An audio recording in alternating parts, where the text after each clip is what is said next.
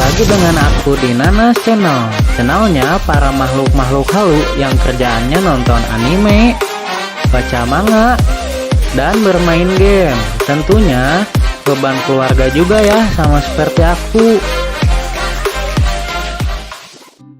Anime yang berjudulkan Tetewa mo Shindeiru. Sebenarnya dari judul animenya aja kalian pasti sudah mengetahui akan suatu hal, bahwa akan ada seseorang yang mati di dalamnya, dan itu adalah sang detektif, yaitu adalah Siesta. Jadi kalian tidak perlu kaget jika waifu kalian baru kali ini hanya tampil di episode pertama saja.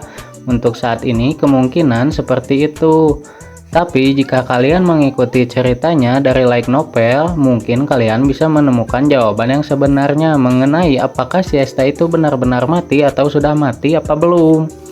Yang jelasnya ya sudah mati apa belum gitu kan, ribet-ribet.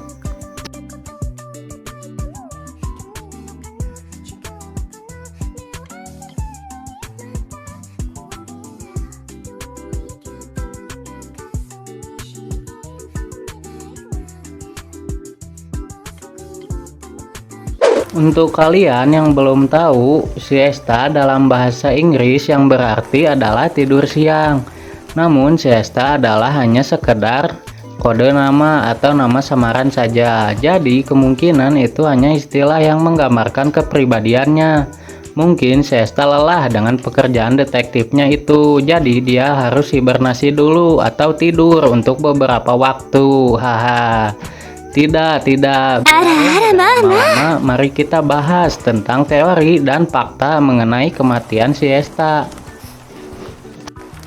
Oh iya nih, sebelum dilanjut, mari kita mencoba beramal dengan klik like, terus dibagiin ke teman-teman kalian ya, tentunya di subscribe juga. Kalau udah semua, yuk kita lanjut. Untuk itu kita sekejap balik dulu ke episode pertama. Yang di episode pertama ini menceritakan awal mula pertemuannya Siesta di pesawat dengan Kimihiko.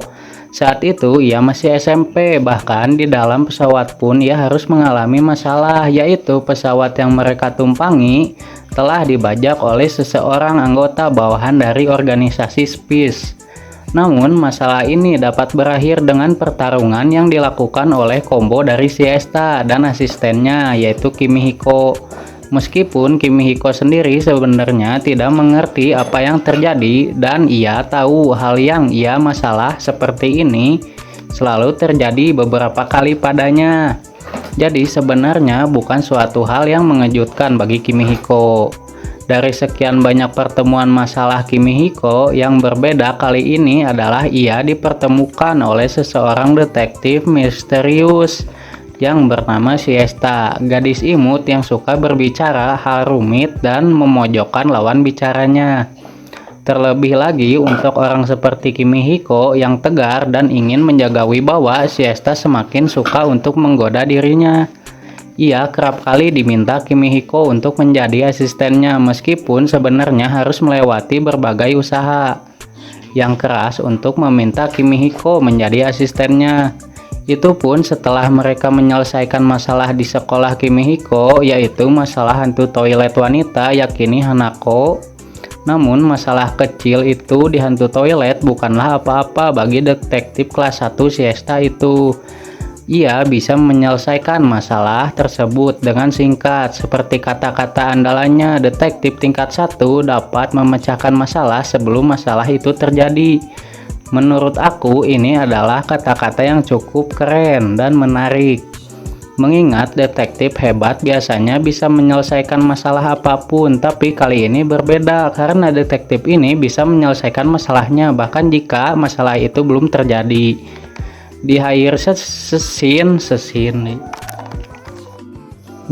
scene berakhirlah kisah dari Kimihiko dan Siesta setelah 3 tahun menjalani hubungan partner kerja sebagai detektif. Kini Siesta telah mati, tidak diketahui apa penyebab kematian Siesta itu, dan tidak diperlihatkan juga apakah Siesta benar-benar mati dengan mayatnya atau hanya sekedar menghilang hibernasi. Kehidupan Kimihiko yang bercahaya pun kembali redup setelah hilangnya Siesta dari kehidupannya. Di akhir anime ini ada sekilas bocoran episode kedua yang diawali dengan Kimihiko yang sedang termenung atau melamun di sekolahnya dan bertemu dengan gadis berambut panjang hitam. Siapakah gadis itu?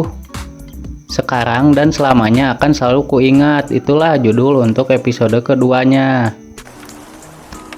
Jadi, bila di light novelnya diceritakan amatlah panjang, kalian bisa baca sendiri di Google atau sejenisnya ya. Jadi, si Kimihiko ini bertemu dengan gadis berambut hitam yang bernama Natsunagi. Natsunagi memaksa Kimihiko untuk menjadi partnernya. Awalnya, Kimihiko pun menolak sampai akhirnya Kimihiko menerima tawaran tersebut.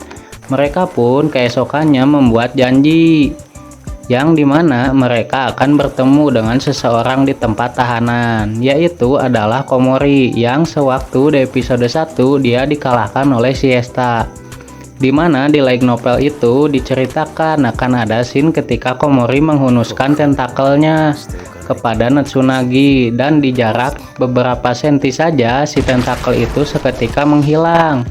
Kimihiko pun terkejut dengan apa yang sudah ia lihat itu. Komori pun mengatakan, yang dimana isi perkataannya, kau sendiri pun sudah tahu kan bahwa aku tidak akan bisa membunuhnya. Karena yang berada di dalam diri Natsunagi yaitu adalah jantungnya milik Siesta. Yang dimana Natsunagi diceritakan mengidap penyakit berat yang dia selalu menghabiskan dirinya dan tidak tahu arah tujuan hidupnya. Apa dia atau Natsunagi sangat ingin seperti anak-anak lainnya yang bisa bersekolah dan menghabiskan waktu dengan teman-temannya. Jadi diceritakan si Natsunagi itu mendapatkan donor jantung dari seseorang yang tidak dikenalnya.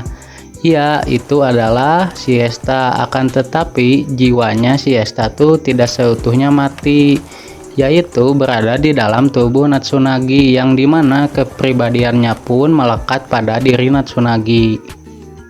Pokoknya di animenya nanti katanya akan dimunculkan lagi sosok dari Siesta, tentunya hanya bayang-bayangnya saja yang terdapat dalam diri Natsunagi itu. Cuman segitu dulu ya persepsi aku mengenai kemana perginya Siesta. Mohon maaf bila ada kesalahan di dalamnya, karena ini hanya sekedar teori dan fakta mengenai pendapat aku sendiri. Karena kalian pun boleh berteori dan berpendapat sendiri juga. Informasi ini aku dapatkan dari light novelnya sendiri, yang dimana di manga pun belum diceritakan. Jadi sekian dulu pembahasan aku kali ini. Maaf bila selalu ada salah-salah kata dan pengucapan yang tidak bisa aku ucapkan. See you next time. Salam sehat selalu.